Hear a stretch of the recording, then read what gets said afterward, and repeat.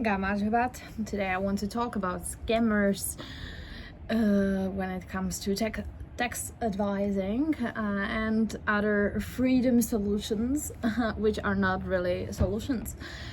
And especially when it comes to Georgia, because I mean, it's something that I'm surrounded with. I have a lot of people around me who are specializing into this topic, and I have real people who don't lie to you and who understand the reality check, who understand that some solutions are not really bulletproof, and my brain and how some people read the law in this, like, they add on they take like some lenses, magical lenses, and they're like, so maybe I could get the use of this 1% tax if I left abroad.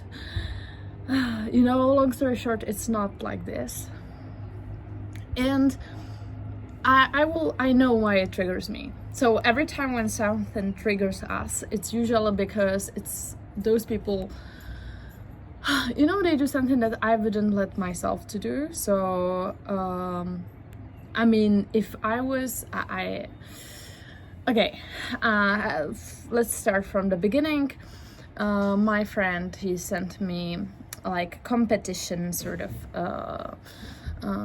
that is it's like German based. I don't want to name them. I don't want to make like some sort of black advertising, whatever. It's like their life. So they like focus on like solutions how to avoid taxation or how to lower taxation, because taxation is theft and whatever, and let's make a business on it. Okay, and they made a post and they made a newsletter so that like, oh, you can open like company in Georgia without being present here and pay 1% tax. And this, like, without being present here is like made in a context so that you don't really understand if it's about the opening or if you don't have to be here at all. And they actually, I evolved this in publicly on their Instagram. I was commenting on their post. I will eat my pepper because I ordered 2 kilograms of pepper for some reason, and now I have to eat. And they explained me that it's a good solution for perpetual travelers to have a tax ID and to have like provable so that you make business. Okay, let's go ahead on this. It's not. So like basically, like if you don't live here for 183 days, so you're not a tax resident and you pay this 1%, let's say, like, Georgia won't be mad. But first, most likely they will close your freelance license, which is, I'm sorry, like they've been really closing LLCs, or if they found out that someone misused it. So they like ask them for some higher taxes and so on and so on. For example, but it's like in the case you wouldn't be meeting the requirements. And the requirement is that you, for example, don't do consultations. So if they find out that you make consultations, or if you have just one employment or whatever, they make you pay higher.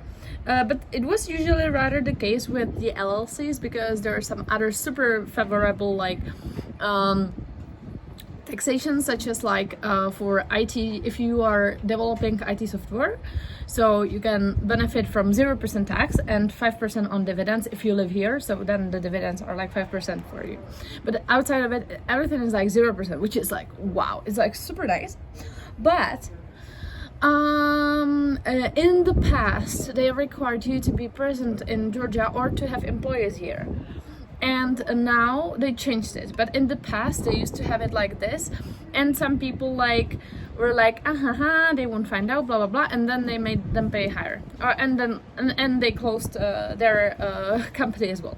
So like you want to have someone who would be advising you, who actually knows what's going on, as best who's living here. And the problem with many of companies who are like tax advising is like, even like when you have nomad capitalists or so on, sorry, I think that they did a super great job for the whole industry, for the whole mindset, for making people think differently, but they're actually, I love this perception, so that they're actually a marketing agency. They're marketing the topic and then they're reselling services of someone else, and they don't really live there, and they don't have this, I mean, okay, for example, like half of the team is, or part of the team is from Georgia, so they live here, but they don't do their services like in-house, so they outsource their services. And I mean, it's okay, it makes sense totally, but then like they don't really have this high-end or end-to-end experience for the clients, and they are just like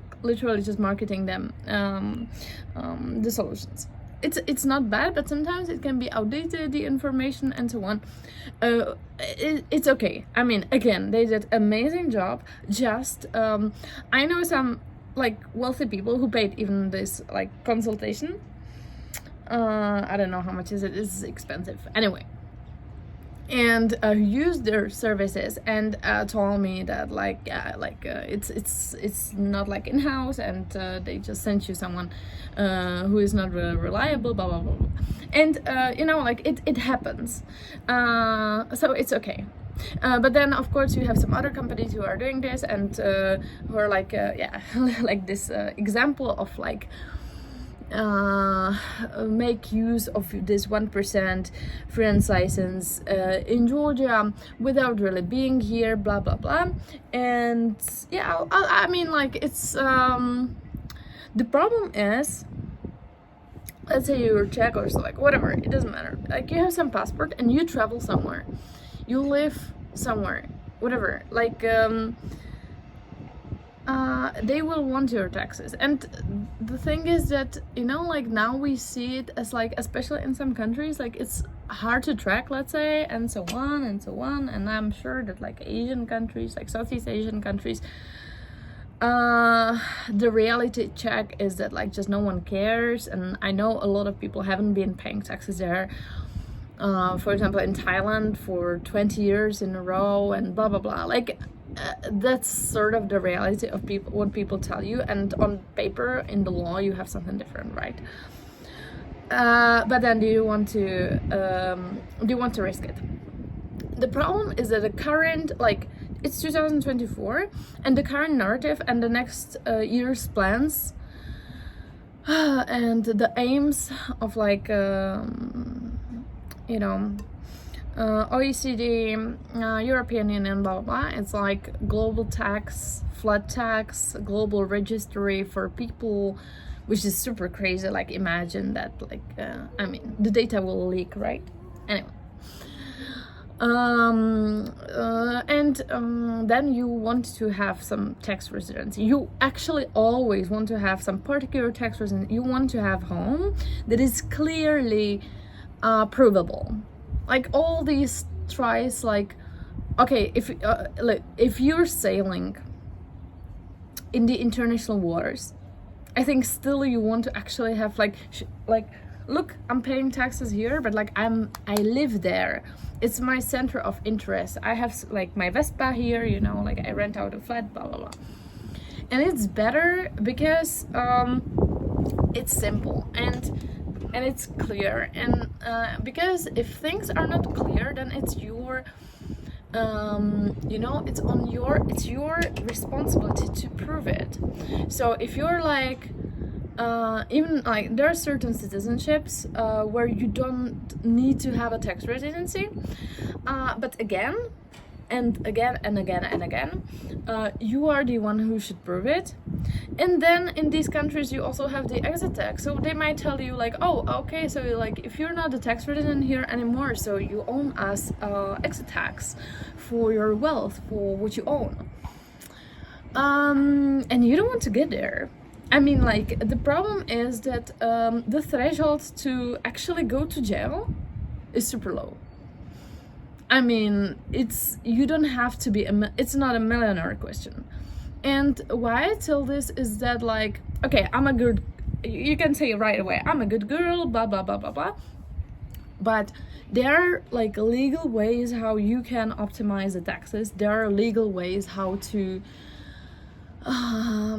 like improve your lifestyle, how to improve your situation, and you can use them. And all those like sort of shady solutions, or you know, all these like too good to be real, it's usually too good to be real, and it's not real. And I just wanted to tell that, like, please, I'm sorry. Like, I'm really sorry for everyone who just falls for it. Like, you know, this company, like, they commented it, like, yeah, of course we know everything about it because we're opening the companies every day. Every week like this. And I'm just like, damn it. Like, imagine how many people. It's harsh, you know? It's harsh. It's just like, it's a risky thing, and I think that, of course, if you really want to sort of like avoid everything and just like, you know, be a bit like on the different level, sort of invisible, I don't know, whatever. So you don't really need a tax ID then. You don't have an income, I guess, and you are just traveling as a backpacker, and that's it. And if you don't have an income, you're good to go. And it's a case for many people. Actually, a lot of wealthy people who just already have the money.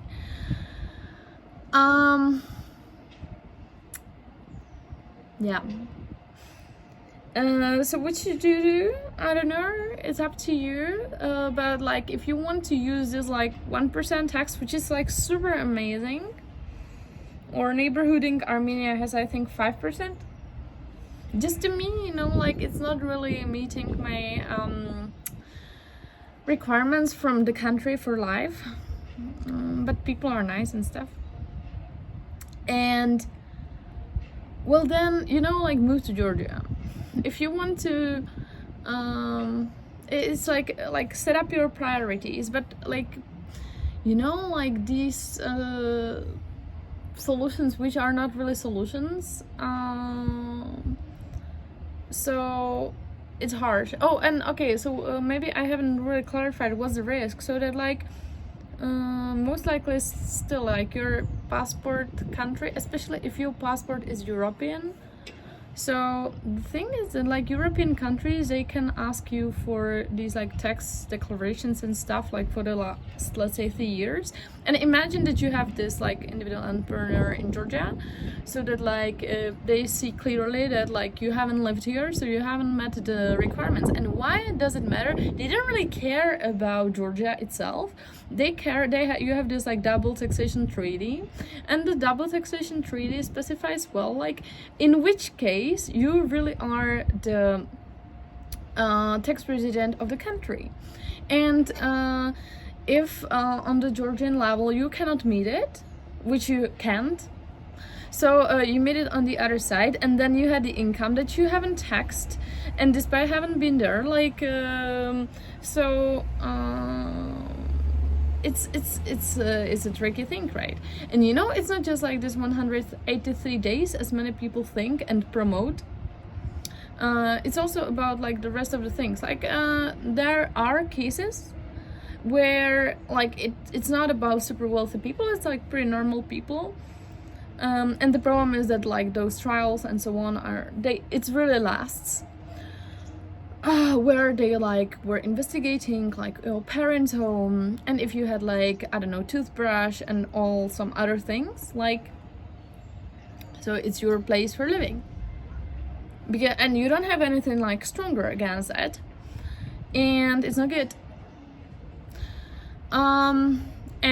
Yeah, again, like first, like, it will be expensive, and second, you risk like certain other things, and like staying free, but like I mean, walking on the street and not going to jail to try to avoid the taxation. and it's not fun. I mean, um so yep, just be careful. And you know, some people just don't tell you everything, and be careful. That's it.